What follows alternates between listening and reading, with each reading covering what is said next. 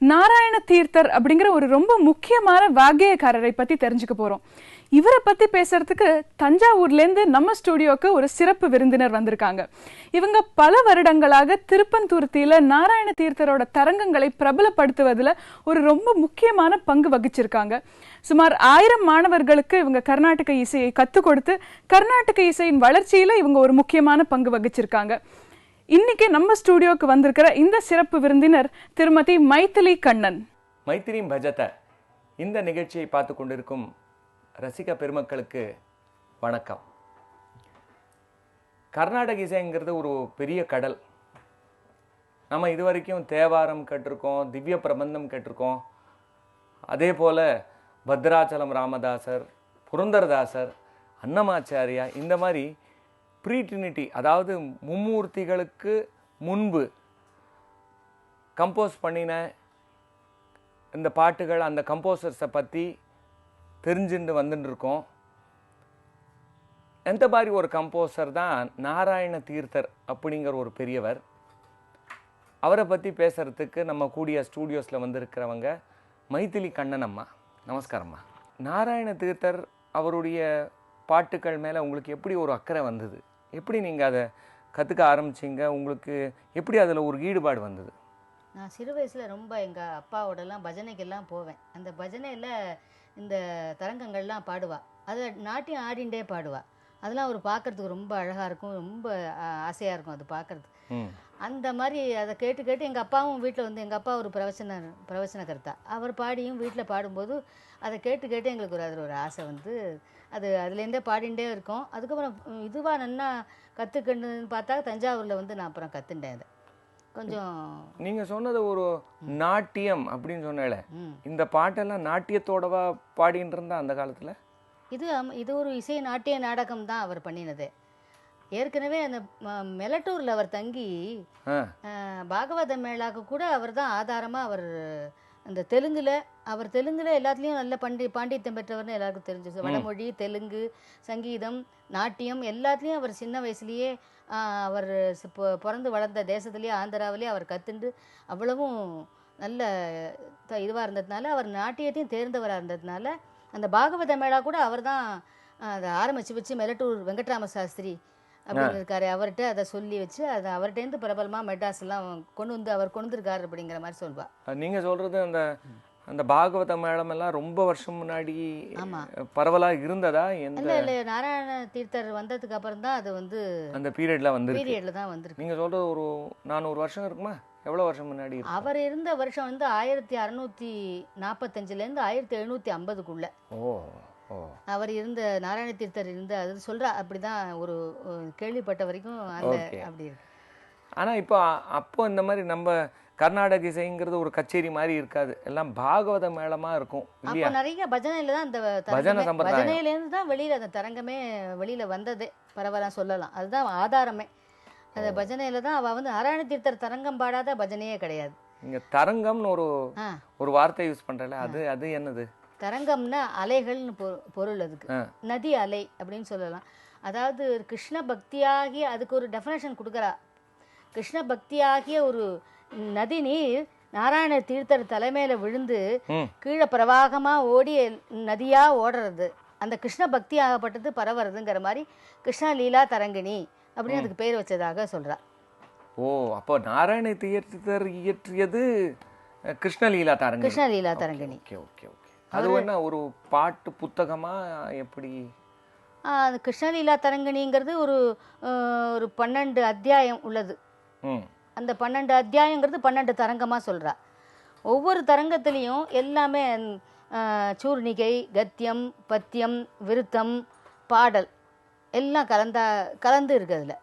அவர் அதாவது இந்த மாதிரி ஒரு நாட்டிய நாடகத்தில் ஒரு பாத்திரம் வரான்னா அவளை இன்ட்ரடியூஸ் பண்ணி விடுவா இல்லையா? அது மாதிரி பண்ணுறது எல்லாமே அந்த நாட்டிய நாடகத்தில் எப்படி இருக்குமோ அப்படி தான் அதில் அமைச்சிருக்காரு எல்லாமே. ஸ்ரீமத் பாகவதத்தில் தசமஸ்கந்தத்தில் கிருஷ்ணனுடைய லீலைகளை எப்படி அமைச்சிருக்காளோ அதே பேட்டர்னில் இவர் வந்து முதலேருந்து எல்லாமே பாடலாகவும் அந்த கதையாகவே அப்படியே அமைச்சுன்னு வந்திருக்கார். முதல்லேருந்து கடைசி வரையும் ஒரு கதையாகவே அமைஞ்சிருக்கு. ஆமாம், அந்த பாகவதத்தோட தசமஸ்கந்தம் அது ஃபுல்லாக ராசக்கிரீட வரைக்கும் அதுக்கப்புறம் ருக்மிணி கல்யாணம். அவர் துவாரகை சென்று ருக்மிணி கல்யாணம் பட்ட மகிழ்ச்சி விவாகம் வரைக்கும் முழுக்க. அது தனிப்பட்டு இப்போ நம்ம தியாகராஜா தீட்சிதர்னு பார்த்தீங்கன்னா ஒவ்வொரு கிருதின்னு சொல்கிறோம் இல்லையா? ஆமாம் ஆமாம். அது மாதிரி இல்லாமல் ஒரு கண்டினியூட்டி இருக்கோ? ஒரு பாட்டுலேருந்து அடுத்த பாட்டுக்கு கண்டினியூட்டியாக அந்த அந்த கதை மாதிரி சொல்லின்னு வந்து கதை. ஆனால் கண்டினியூட்டின்னு இருக்காது. இது பாடல்ங்கிறது தனி பாடல். இந்த தரு வர்ணனை, அதுக்கப்புறம் இதனால சொல்லப்பட்டதுன்னு சொல்லி அந்த கத்தியம் ஸ்லோகங்கள் அதெல்லாம் இருக்கும். அந்த சந்தர்ப்பத்துக்கு தகுந்த மாதிரி அந்த பாடல் மட்டும் அமைஞ்சிருக்கும்.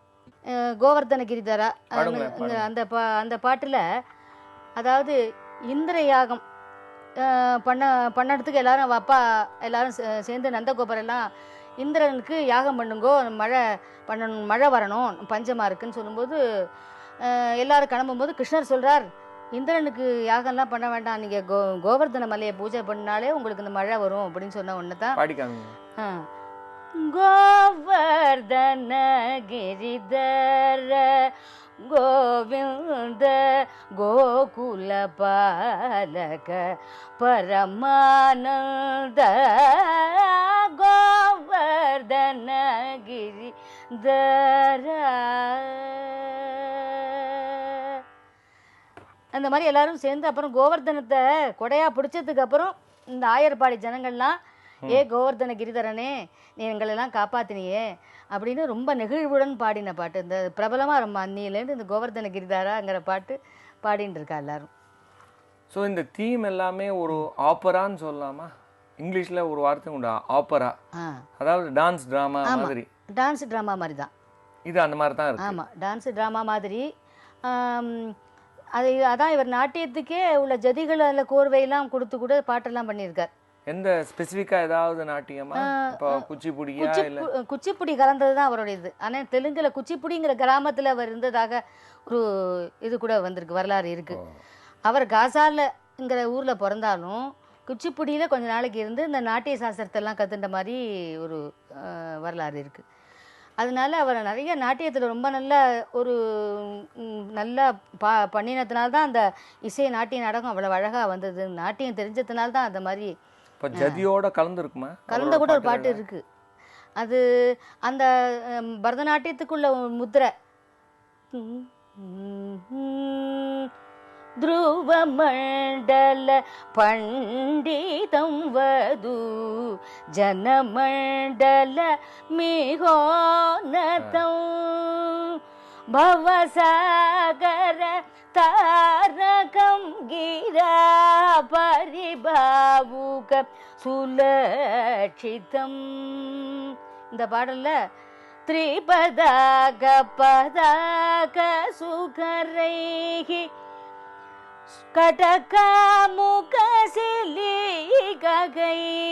அந்த என்னென்ன அந்த நடனத்துக்கு முத்திரைகள் வருமோ, அந்த திருப்பதாகம் அப்படின்னு சொல்லுவாள், கை முத்திரை காட்டுறது, பதாகம், அதெல்லாம் அவர் சொல்லியிருக்கார் அப்படின்னு அந்த பாட்டுக்குள்ளேயே அதை ஒரு ஹிண்ட் பண்ணியிருக்காரு. அது அந்த பாடல்களில் ரொம்ப வரலைனாலும் ஜதிகள் தனியாகவும் பண்ணியிருக்கிறதுனால அந்த பாடலுக்கு ஜதி தனியாகவே ஜதி பண்ணியிருக்காரு. இந்த மாதிரி பரதநாட்டியத்துலாம் நடுவில் ஜதி கோர்வைகள் பண்ணி பாடுறாளே. ஒரு உதாரணம் காட்டுங்க. ததித்தா தகததிங்கிணதும் தகதித்தா தகததிங்கிணதும் தாகிட தஜ்ஜனு ததிகிட தலாங்கு தகதலாங்கு. இந்த முத்துகிருஷ்ணா மேமுகம் தேகின்னு ஒரு பாட்டு வருது, முத்துக்காடு. அதுல நடுவுல ஜதி பண்ணிருக்காரு அவர். அத மாதிரி இதுல வந்து தனியா ஜதி இந்த செஞ்சுருட்டி ராகத்திலேயே இந்த பாட்டுல கட்டாயமா பண்ணிருக்காரு. தலாங்கு தகதரிகிடதும் ಧ್ರುವ ಮಂಡಲ ಮಂಡಿದಂ ವಧು ಜನ ಮಂಡಲ மிகோனதம் இந்த பாட்டுல பண்ணிருக்காரு. அப்போ இந்த கிருஷ்ணலீலா தரங்கிணி அப்படிங்கிற ஆப்பரான்னு சொல்றீங்களே, அதுல என்ன ஒரு கதையா வருமா? ஆமா, அந்த கிருஷ்ண சரித்திரம் சொல்றோம், ராம நாடகம் சொல்றோம், அது மாதிரி கதையா வருதா இல்ல ஜஸ்ட் இன்சிடென்ட்ஸ் மாதிரி இருக்கா? இல்ல, முதல் தரங்கத்துல அவர் 12 தரங்கம் பண்ணிருக்காரு இல்லையா? அதுல முதல் தரங்கத்துல கிருஷ்ணனை பத்தின அவர் எப்படி இருப்பாருங்கிற சோஸ்திரம், அவர் வர்ணனை, அது மட்டும் அவரோட நாம மகிமை அதெல்லாம் முதல் தரங்கத்துல பண்ணியிருக்கா.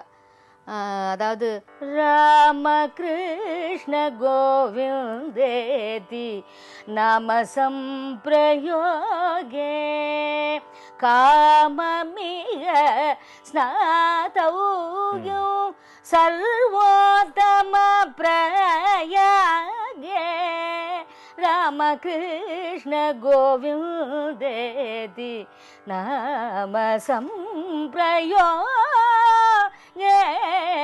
ராமகிருஷ்ண கோவிந்தேதி நாம சம்பிரயோகே. இந்த பாட்டில் ராமர், கிருஷ்ணர், கோவிந்தருங்கிற அந்த நாமாக்கு என்ன உயர்வு அப்படிங்கிறத முதல்ல ஃபஸ்ட்டு தரங்கத்தில் பண்ணியிருக்கார். அதாவது என்னென்ன கங்கா, யமுனா, சரஸ்வதி மூணும் சேர்ந்தது ஒரு பிரயாகையில் எப்படி ஸ்நானம் பண்ணினா நமக்கு மிகுந்த புண்ணியம் கிடைக்குமோ அந்த அளவுக்கு மேலே இந்த ராமா, கிருஷ்ணா, கோவிந்தாங்கிற நாமத்தை நம்ம சொல்லிகிட்டே இருந்தால் அவ்வளோ புண்ணியம் கிடைக்கும்னு இந்த முதல் தரங்கத்தில் ஸ்பெசிஃபிக் பண்ணியிருக்கார். அதுக்கப்புறம் அவருடைய லீலை ஃபஸ்ட்டு அடுத்த 2வது தரங்கத்தில் அவர் பிறந்தது ஸ்ரீபதி மிகநந்த கோபகிருகே பரமாகதமா கலையே ஆயே சகி ஸ்ரீபதி மிகநந்த கோபகிருகே பரமாகதமா கலையே. நாராயணனே கிருஷ்ணனை பிறந்திருக்கான், எல்லாரும் வாங்கோ. அந்த பிறப்புலேருந்து எல்லாரையும் கூப்பிடுற ஆயர்பாடி நந்தகோபர் கிரகத்தில் அவர் வந்துட்டார். இந்த வசுதேவர் தேவிக்கு டேருந்து இங்கே வந்திருக்கார். அந்த பிறப்புலேருந்து கதையாக தான் வருது இந்த கிருஷ்ணர் பிறக்கிறது. அதுக்கப்புறம் பிறந்ததுக்கப்புறம் நந்தகோபர் வீட்டில் இருந்துட்டு கிருஷ்ண லீலைகள் பண்ணினது, அதாவது வெண்ணெயை திருடுறது. அப்புறம் தாமோ பயத்தில் கட்டி விட்டு யசோதை ரொம்ப படுத்துறான்னு கட்டி விட்டால, அப்போது அவர் உலக்கையோடு போகிறது. அப்போ நலகு மணிகிரிவ சாப விமோசனம், அழகான பாட்டு. தாமோதரதாவக பரபாவமகம் சதா ஜானே தாமோதரதாவக பரபாவமகம். அந்த நலகூப மணிகிரிவா சாப விமோசனம் ஆன உடனே சுவாமியை வேண்டின்ட்டு பாடுற பாடலாக இதை வச்சுருக்கா. அந்த பாடல்கள் அதாவது இந்த கிருஷ்ணலீலா தரங்கிணியில் பாடல்கள் மட்டும் 153 இருக்கிறதாக இருக்கு. அவ்வளவுதான் கம்போஸ் பண்ணியிருக்காரா? அதை தவிர அதாவது கொஞ்சம் இதர பாடல் கொஞ்சம் இருக்கிறதா இருக்கலாம். ஆனா மெயினா அது காம்போசிஷன் பாத்தீங்கன்னா ஒரு மேக்னம் ஓபஸ் மொத்தமா ஒரு சொல்லி இருக்கிறது தரங்கிணின்னு இருக்கு, ஃபுல்லா இருக்கு, எல்லாம் சேர்ந்தது. பாடல்கள் அப்படிங்க போனால் 153, கத்தியம் அது 51, செய்யுள்கள், ஸ்லோகங்கள், சூர்ணிகைகள் எல்லாம் சேர்ந்தது தான். ஒரு தரங்கத்திலேயே அவ்வளவும் இருக்கு. எல்லாமே சம்ஸ்கிருதத்திலேயே, சமஸ்கிருதம் தான் எல்லாமே, வடமொழி. அவர் தெலுங்கு தேசத்துல பிறந்திருக்காரு இல்லையா? ஆமா. ஆனா ப்ரிஃபர் பண்ண லாங்குவேஜ் அது சொன்ன மாதிரி அவர் சமஸ்கிருதத்தில் நல்லா தேர்ந்தவர். நல்லா படிச்சு சின்ன வயசுலேயே அவர் நல்ல சமஸ்கிருதத்தை தேர்ந்து தான் ஸ்ரீமத் பாகவதத்தை நன்னா படித்து அதில் உள்ள பக்தி சுவையை நன்னா அறிஞ்சவர். தசமஸ்கந்தம், அப்புறம் கீத கோவிந்தம், ஜெயதேவர் பண்ணின கீத கோவிந்தம் இருக்கே, அதையும் நல்ல அதில் உள்ள அர்த்தத்தெல்லாம் தெரிஞ்சுட்டு ரொம்ப அனுபவிச்சு சின்ன வயசுலேயே அப்படி. அதனால தான் அவருக்கு அந்த அந்த பக்தியும் சேர்ந்து அவருக்கு ரொம்ப நல்லா கிருஷ்ணர் மேலே ஒரு ரொம்ப பிரேம. அவர் சின்ன வயசுலேருந்து அதுக்கு தான் பகவான் அவரை சிருஷ்டிச்சிருக்காருங்கிற மாதிரி ஒரு அந்த அவதாரம். அவர் ஜெயதேவருக்கு அடுத்த சேத்திரஜருக்கு அடுத்தது நாராயண தீர்த்தன்னு சொல்கிற மாதிரி ஒரு இது காட்டுறது. இது வரைக்கும் அவருடைய கிருத்திகளை பற்றி, அவருடைய காம்போசிஷன்ஸ் பற்றி பேசியிருக்கோம். இனிமே கொஞ்சம் அவருடைய வாழ்க்கை எப்படி இருந்திருக்கு, அவருடைய வரலாறு எப்படி இருந்திருக்கு, அதை பற்றி கொஞ்சம் தெரிஞ்சுக்கலாம் அடுத்த வாரம். நாராயண தீர்த்தரை பத்தி சில விஷயங்கள் இன்னைக்கு நிகழ்ச்சியில நம்ம தெரிஞ்சுட்டோம். அவரோட ஒரு அழகான தரங்கத்தை கேட்கணும் இல்லையா? இந்த தரங்கத்தை பாட போறாங்க கலைமாமணி டாக்டர் சுந்தர் மற்றும் அவரோட டிசைபிள்ஸ்.